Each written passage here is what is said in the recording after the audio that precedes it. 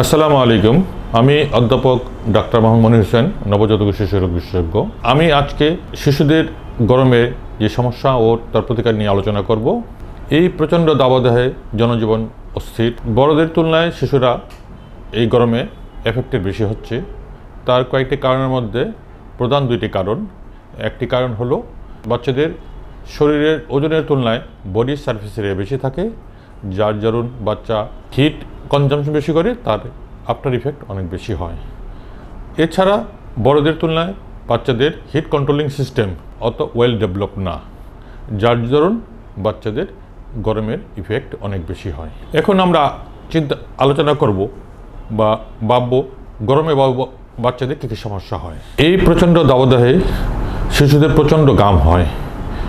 ঘাম হওয়ার ফলে বাচ্চার শরীর স্যাঁতস্যাঁতে হয়ে যায়, ভিজা ভিজা লাগে, বাচ্চা অস্থির হয়ে যায় এবং ঘামের জন্য বাচ্চার পানিশূন্যতা দেখা দেয় এবং বাচ্চারা প্রচণ্ড অ্যাক্টিভ থাকে, যার দরুন তারা যে সবসময় অ্যাক্টিভের মধ্যে থাকে, কাজের মধ্যে থাকে, তখন কখন তার কাজ বন্ধ করতে হবে, খেলাধুলা বন্ধ করতে বাচ্চা জানে না, যার দরুন তার ডিহাইড্রেশনের পরিমাণ বেশি বেড়ে যায়। এছাড়া যে ঘামের জন্য বাচ্চা অস্থির হয়ে যায়, আর এই প্রচণ্ড ঘামের জন্য বাচ্চার পানিশূন্যতার পাশাপাশি সে যখন পানি খেতে চায়, শরবত খেতে চায়, তখন অনিরাপদ পানি, শরবত, রাস্তার আইসক্রিম খেয়ে বাচ্চার বমি, ডায়রিয়া ইত্যাদি হয়।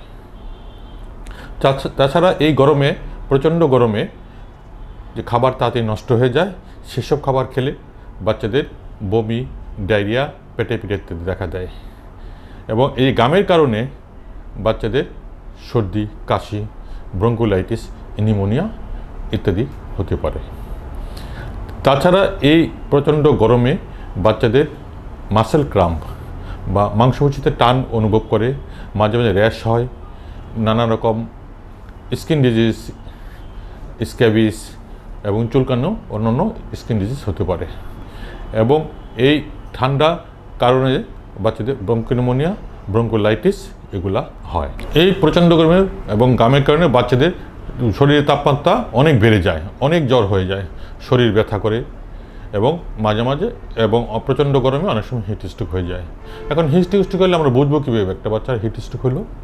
হিট স্ট্রোক হলে টেম্পারেচার অনেক বেড়ে যায়, বাচ্চা অস্থির হয়ে যায়, বাচ্চার হার্ট রেট বেড়ে যায়, রেসপিরেটরি রেট বেড়ে যায়, শ্বাসকষ্ট হয়, বাচ্চা মানে উল্টোপাল্টা কথা বলে, বাচ্চা অজ্ঞান হয়ে যেতে হবে এবং কি কিছু নিতে পারে। এগুলো হলো হিট স্ট্রোকের লক্ষণ। এখন আমরা আলাপ করব যে আমরা এই গরমে বাচ্চাকে ভালো রাখার জন্য কি করতে পারি। প্রথমেই আমরা যে চেষ্টা থাকবে বাচ্চা যেন বাড়ির বাইরে না যায়, ঘরের মধ্যে রাখতে হবে, বাচ্চাকে ফ্যানের নিচে রাখতে হবে, আর গ্রামে থাকলে ছায়াযুক্ত স্থানে রাখতে হবে। বাচ্চাকে সুতি কাপড়, বিশেষ করে সাদা অথবা হালকা কালারের কাপড় এবং একটু লুজ কাপড় পরাতে হবে, টাইট ফিটিং কাপড় পরানো যাবে না।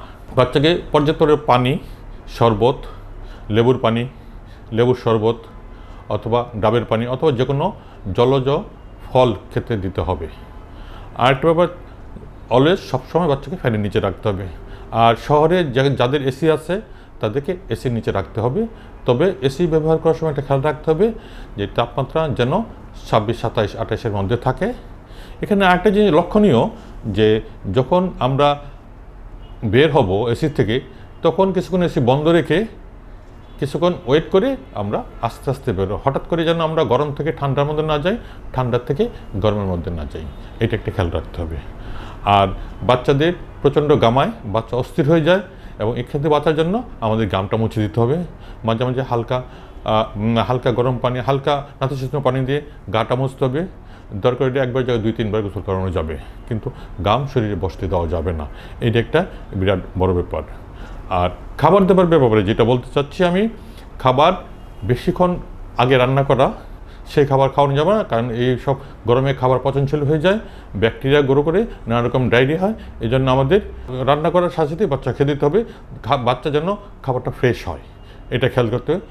প্রচুর পরিমাণ পানি জাতীয় খাবার দিতে হবে। আমার খাবার দাবারের ব্যাপারে আমাকে যেটা বলতে হবে, আমাদের ফ্রেশ প্রিপেয়ার্ড ফুড দিতে হবে। অনেক বাসি, অনেক আগের খাবার সেগুলো দেওয়া যাবে না এবং বাচ্চাকে খেলতে হবে যে খাবারের পানির পরিমাণ বেশি সেসব দিতে হবে। আর বাচ্চা অস্থির হয়ে গরম ঠান্ডা ঠান্ডা খেতে চায়, আইসক্রিম খেতে চায়, এগুলো আমরা যতটা সম্ভব অ্যাভয়েড করতে চেষ্টা করবো, খেলে বাচ্চা ঠান্ডা হয়ে যাবে। এজন্য মোটামুটি ঠান্ডা গরম মেশানো খাওয়ার অনেক যাবে, সব কিন্তু যদিও না ভালো।